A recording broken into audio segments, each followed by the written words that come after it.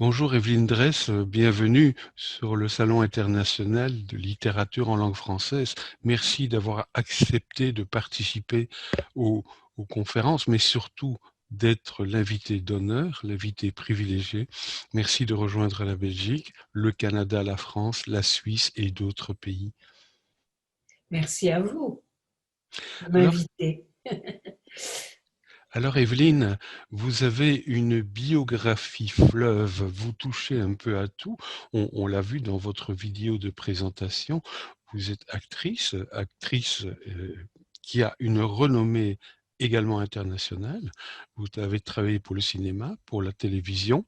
Vous êtes écrivain ou écrivaine ou auteur, on ne sait pas trop comment le dire puisqu'il y a une polémique à ce sujet.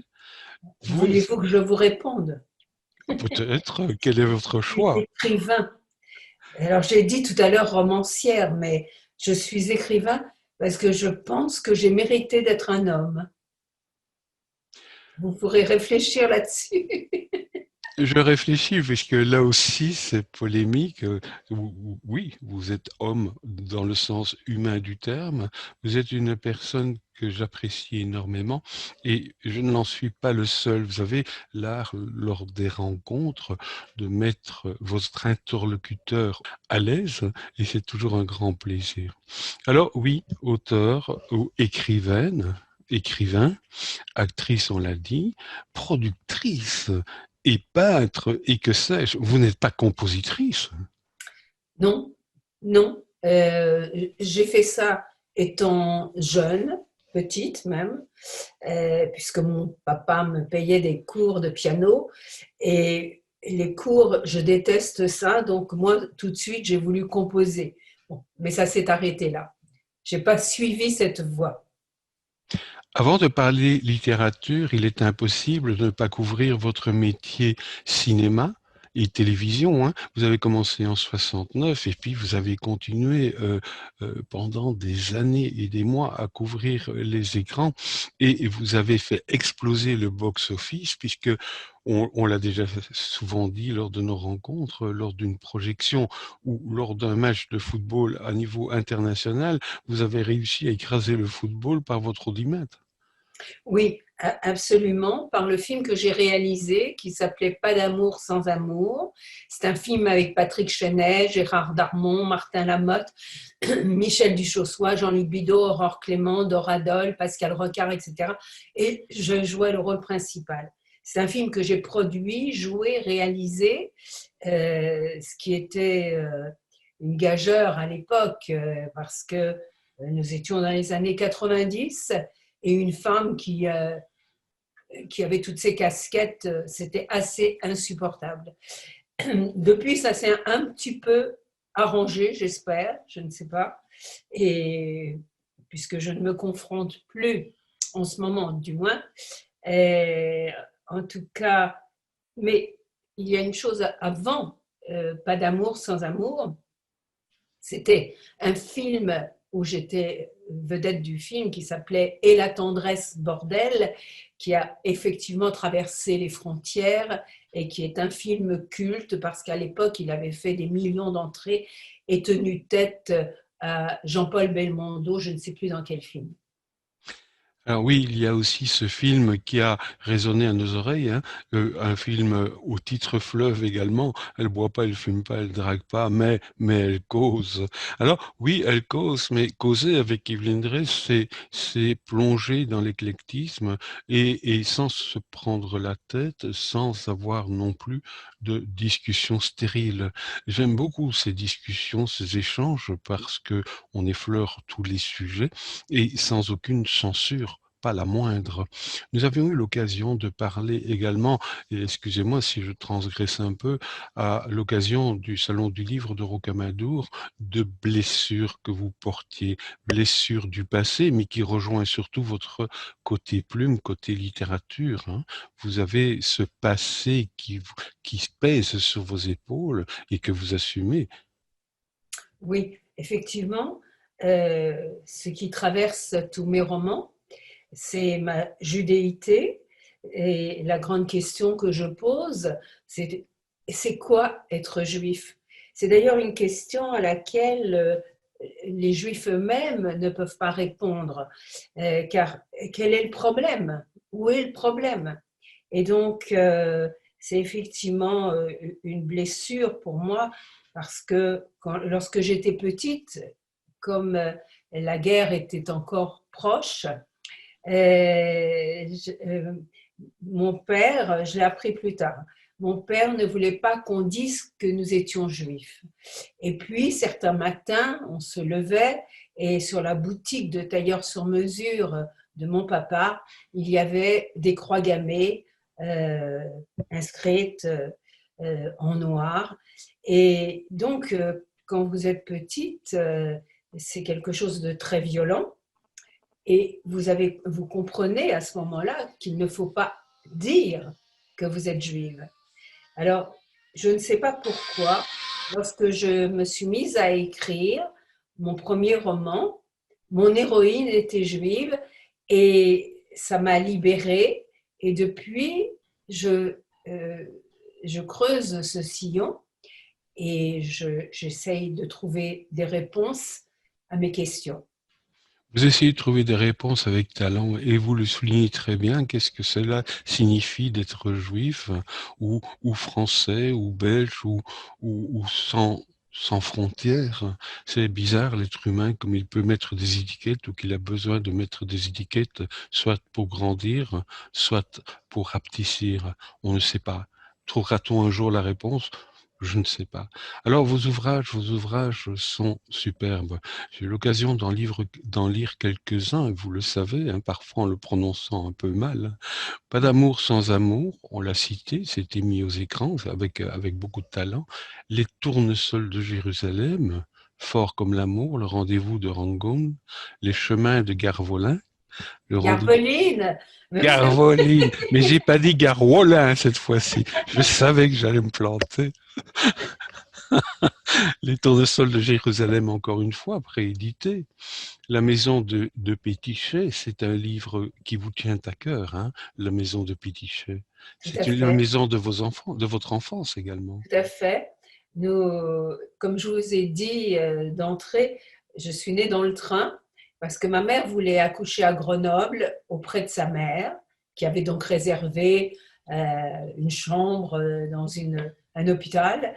Et comme je suis arrivée en cours de route dans le train à Lyon, Lyon-Perrache, mon papa a dû tirer la sonnette d'alarme.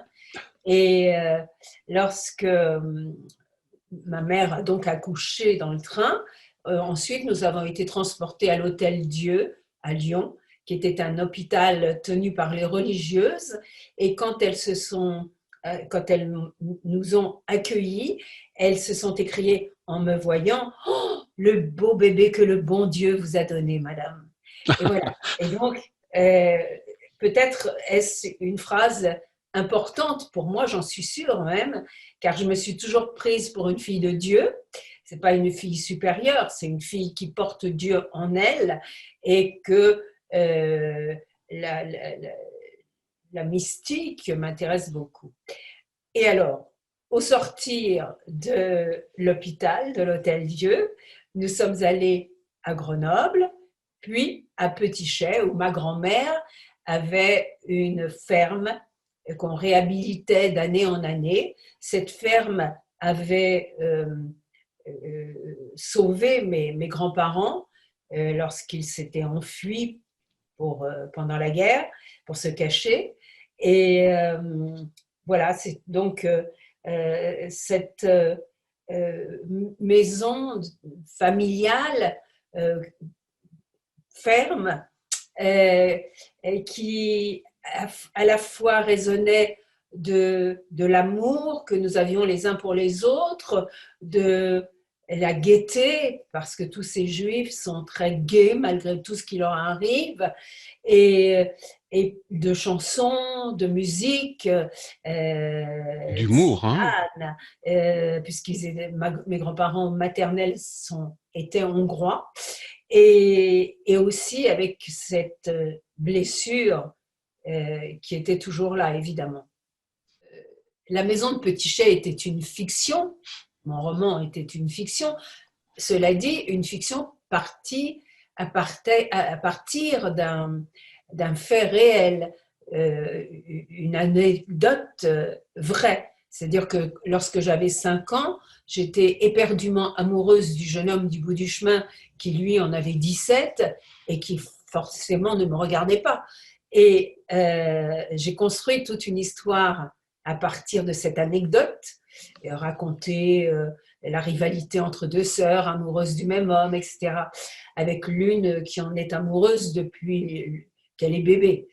Et puis, quelques années plus tard, 30 ans plus tard, j'ai voulu remonter à Petit-Chais pour voir si c'était aussi beau que dans mon souvenir.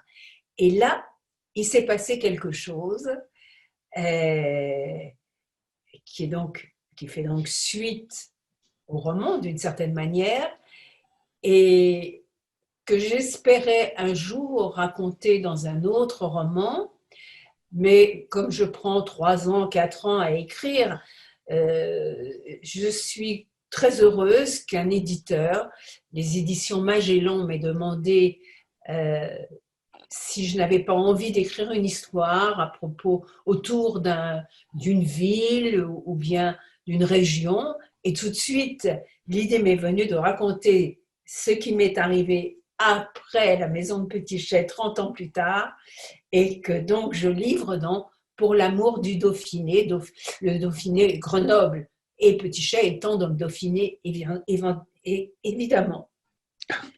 Mais il y a pas que cela, hein, puisque vous faites une surprise, vous sortez un ouvrage dans les jours, dans les semaines qui ont précédé cette interview, Les chats. Ce sont, vous racontez Alors, l'histoire de vos chats? je dois vous préciser que les chats sortent le 24 février. Vous ne pouviez pas le savoir, moi je ne le sais que depuis 2 jours. Donc voilà. Mais avant ça, il y a ce qui est sorti le 16 novembre, ce sont les 2 albums jeunesse. Et donc les chats, on parle de vos compagnons, de ces boules de poils qui vous fréquentent, et je suppose, j'imagine, qui se posent sur votre table pendant votre écriture, et ce Alors, côté fait-là est tout de même agréable, non? alors, il faudra me lire pour savoir exactement ce qu'il en est de ces chats qui ont croisé ma vie. Je raconte 7 histoires de chats, mais en vérité, ils sont un prétexte à me raconter. C'est la première fois que je me raconte et que je ne disparais pas derrière un personnage. Et donc, pour une fois aussi, il n'y est pas question de judéité, euh, mais d'affaires très personnelles et très intimes que je livre dans ce roman, dans ce texte, pardon. Euh, Très souvent, on me demande une autobiographie. Euh, je ne suis pas prête à faire mon autobiographie de comédienne parce qu'en fait, c'est ça qui intéresse les gens, les éditeurs qui m'approchent. Vous savez, je suis une comédienne qui a connu les, les comédiens, les grands comédiens du 19e siècle. Alors donc, j'ai beaucoup de choses à raconter. Quand je dis ça, je pense à Marcel Dalliot, je pense à Samson Fin-Silbert, tous des noms qu'on ne connaît plus. Mais Jouvet, vous avez non, quand même pas. Mais Orane de Mazis, ah qui quand même. était l'héroïne de Jouet. Et donc, bien sûr, j'ai beaucoup de choses à raconter, mais je ne suis pas prête pour le moment à les dire. Et, et mon passé de comédienne m'intéresse moins que euh, ma vie de femme, disons. Et donc, dans Mes chats, je livre quelques petites choses de moi. Et comme je livre également des choses de moi dans Pour l'amour du Dauphiné. Voilà. Et donc mes chats sortent le 24 février. Voilà, on insiste bien, je m'étais trompé en introduction, c'est bien le 24 février, c'est à venir, mais il est déjà annoncé sur le salon.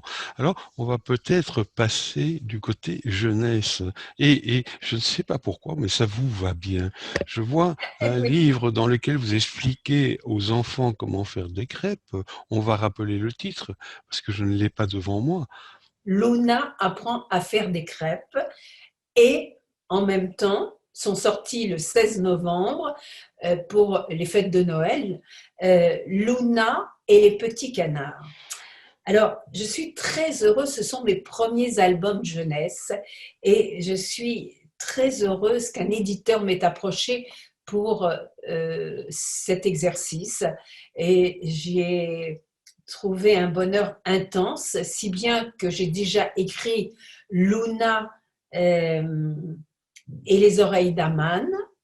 Alors là, je rejoins ma, mon obsession parce que les oreilles d'Aman est un petit gâteau que l'on fait pour la fête de Purim. La fête de Purim est une fête juive du genre de Mardi Gras. Et puis un autre album qui s'appelle Luna garde un lapin. Voilà. Alors, ça veut dire qu'il y a deux tendances, deux lignes dans, dans ces albums. Euh, D'un côté, euh, l'apprentissage des religions, de la différence, et puis de l'autre côté, des histoires d'humanité. Alors, ce qui me fait très plaisir, c'est que donc Luna apprend à faire des crêpes et Luna et les petits canards sont déjà sortis et que j'ai des retours, évidemment. Et j'ai appris qu'une petite Liv, qui a 3 ans, euh, a réclamé à sa maman de faire des crêpes. Et ça m'éclate vraiment. Ça me fait très plaisir. Mais dites-moi, dans votre recette de crêpes, est-ce que vous mettez un peu de sucre vanillé? Non, mais vous savez, dans les Luna apprend à faire des crêpes. Ce qui m'intéressait surtout, c'était de raconter la Chandeleur, qui est une fête chrétienne. Voilà. Donc, comme ça, je vais poursuivre dans cette ligne l'apprentissage des crêpes, certes, mais aussi des grandes fêtes religieuses. Alors oui, mais vous êtes également peintre, artiste. Et là, je voudrais vous poser une question par rapport à Luna. Est-ce que c'est vous qui faites les graphiques? Oh non, non. Euh, j'ai beaucoup travaillé avec l'illustrateur. Je l'ai contraint beaucoup. Il a été absolument extraordinaire. Maurice Antounès, qui a un grand talent. Les livres sont très beaux. Euh, mais disons que je l'ai beaucoup accompagné car j'avais une idée très précise de Luna et de sa maman, qui a aussi un rôle très important dans les histoires. Et il y a aussi un papa que l'on voit un peu. Et donc j'avais une idée très précise et je voulais qu'elle soit belle. Vous savez, c'est comme le cinéma, moi. Je n'aime que, que le cinéma euh, beau, c'est-à-dire que j'aime que les personnages soient beaux, euh, évidemment de l'intérieur, mais aussi que ça se reflète sur leur visage. Et donc, Luna est adorable et sa maman est très jolie. C'est vrai que Luna est adorable, elle a pas mal de charisme. Au premier regard, elle me faisait penser un peu à Brin Un d'Acier. d'acier. Oui, oui, qui Oui. était une série que nous avalions petit, et c'est une jeune fille à part entière Alors, qui- je vais vous dire, effectivement, je ne connaissais pas Fifi Brin d'Acier. Euh, je ne sais pas pourquoi. Est-ce qu'elle était belge? je n'en sais rien. Oui, Euh, je il- crois qu'elle était belge parce que c'est une amie belge qui, voyant Luna, m'a dit, elle me fait penser à Fifi Brin d'Acier. Donc, je suis allée sur Internet, évidemment, pour regarder à quoi ressemblait cette Fifi. Et j'ai évidemment vu qu'il y avait une véritable ressemblance, les couettes, la rousseur.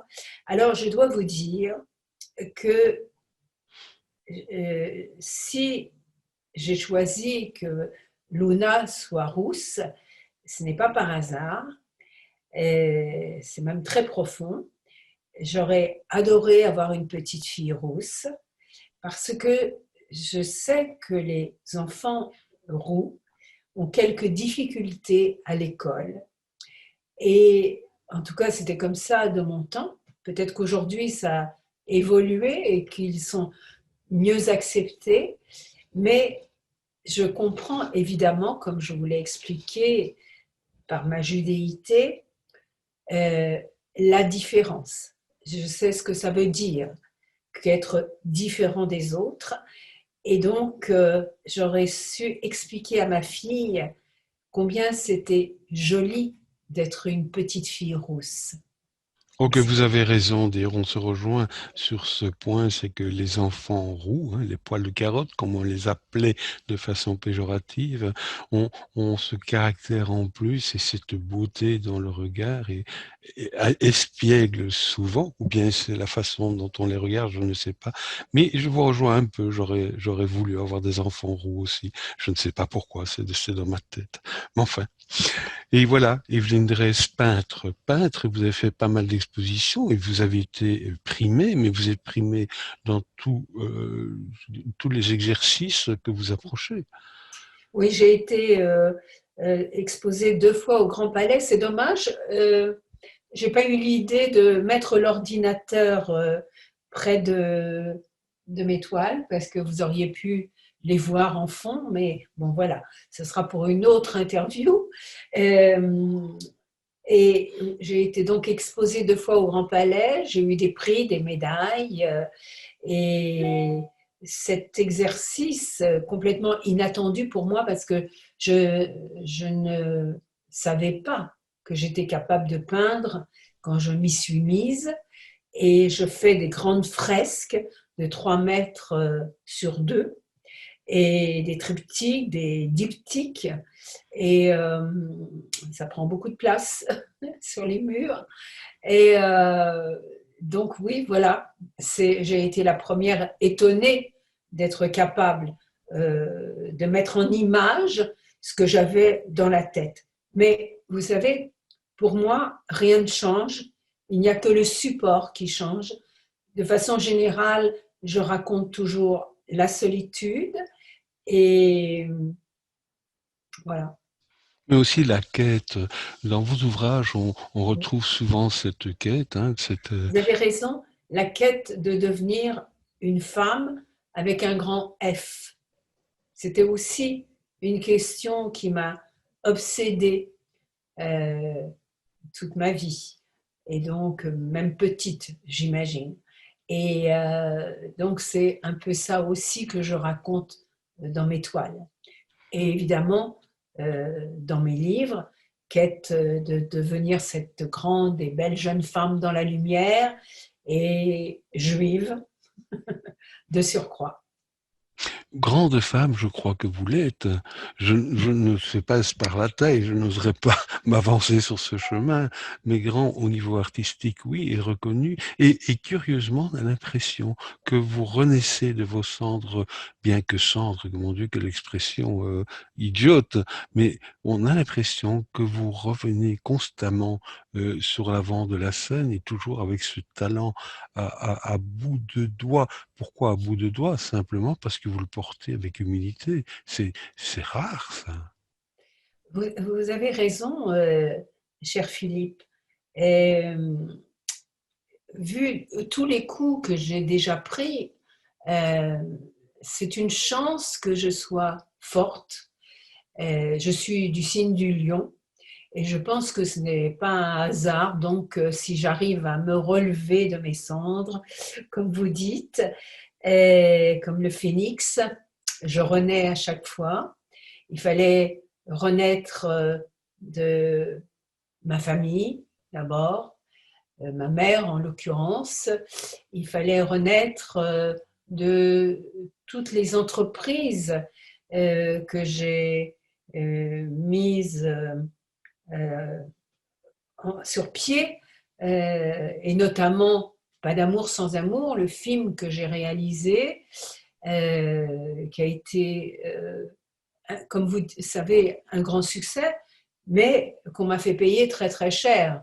Et donc, oui, que je sois encore là, que j'ai su rebondir en écrivant, c'est assez miraculeux. Et encore une fois, je ne savais pas que j'étais capable ni de peindre, ni d'écrire, puisque j'étais comédienne, que je n'existais que dans le regard des autres, le regard d'un réalisateur, le regard du public, et je ne savais pas que je pouvais être moteur de ma vie. Et lorsque je me suis mise à peindre, euh, ça m'a rendue invincible.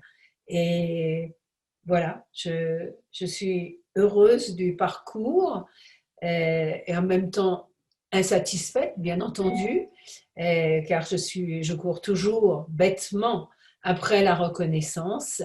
Et, mais il me semble, je m'en faisais la réflexion ce matin, euh, dans ma dans ma salle de bain. Et je me disais, mais est-ce que je suis toujours à la poursuite de cette reconnaissance? J'ai l'impression que je me suis un peu guérie. Oui, reconnaissance, c'est plutôt blessure aussi. Quand on cherche une reconnaissance, c'est pour calfeutrer quelque chose en général, surtout lorsque le chemin est long et solide, comme vous avez quand même mis des fondations vachement solides sur un parcours qui était peuplé d'obstacles, rappelons-le. Vous êtes femme, hein, c'est pas compliqué à deviner. Vous êtes femme, vous avez commencé votre carrière de réalisatrice dans un monde d'hommes, et donc, non seulement vous aviez ce talent, donc jalousie, entre guillemets, mais vous étiez femme, donc facile à critiquer, à snobber, à mépriser peut-être, et malgré tous ces obstacles, vous avez réussi à porter vos enfants au devant de la scène, et le public vous le rend bien, ça, ce remerciement. Oui, c'est vrai, j'ai beaucoup de chance. Je, je le constate grâce au retour que j'ai par rapport à mon film à cette époque. Et puis maintenant, grâce à mes livres, je construis au fur et à mesure des années une véritable relation avec mes lectrices et mes lecteurs. Et j'adore aller en salon pour ce qui me permet de les rencontrer. Malheureusement, je n'écris pas assez vite, car mes lectrices et mes lecteurs ont presque tous mes livres. Alors, il faut que j'ouvre encore mon lectorat. Et, mais c'est vraiment un grand bonheur de les lire quand, après lecture d'un roman, ils me disent ce qu'ils ont ressenti. Ça me fait très plaisir, évidemment. Oui, Evelyne Dress, c'est une sacrée belle plume, une plume qui nous fait voyager, qui nous fait respirer, parfois nous fait attendre parce qu'on a besoin de souffler un peu, réfléchir, hein, digérer l'information. Ce sont des livres qui se lisent simplement, je ne dis pas facilement, mais simplement, et ce voyage est vraiment un réel plaisir. Je vous remercie pour tout ça. Je vous remercie infiniment. Je rappellerai que vous serez en première couverture du Babelard, qui doit sortir, qui a été freiné pour des raisons d'annonceurs, une période un peu difficile. Je rappellerai également que vous êtes régulièrement présente sur les salons dès qu'ils vont se réouvrir, et j'espère vous rencontrer à Mons Livre, hein. Sachez Ah, que bien oui, j'espère que je vais faire la Belgique. oui, et J'ai au-delà. beaucoup d'amis, beaucoup de lecteurs, lectrices. Je rêve de faire les salons belges. Voilà, bien, on vous y attend. Et puis, je rappellerai peut-être à ceux qui nous suivent que Mons Livre nous a fait l'immense plaisir de nous aider, nous encadrer également pour ce salon. Et on les remercie parce que Mons Livre est le deuxième salon littéraire de Belgique et c'est vraiment une grosse organisation. Evelyne Dress, le temps s'écoule inexorablement. Je vous remercie infiniment pour cette interview. Et comme vous savez, je glisse de temps en temps une petite erreur, hein, c'est pour voir si vous êtes attentif. Ah, ah, humour. Voilà, à très bientôt. Merci Philippe, merci infiniment. Au revoir. Au revoir.